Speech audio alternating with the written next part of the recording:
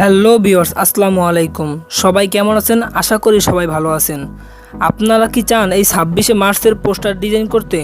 তো আজকে আমি আপনাদেরকে একটি 26শে মার্চের পোস্টার ডিজাইনের পিএলপি ফাইল শেয়ার করব।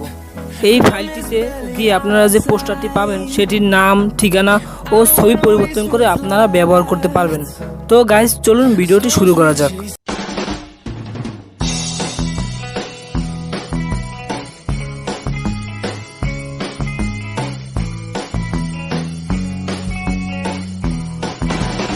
গাইস, ভিডিওটি শুরু করার আগে একটি কথা বলে নেই, এই ফাইলটিতে একটি পাসওয়ার্ড দেওয়া আছে।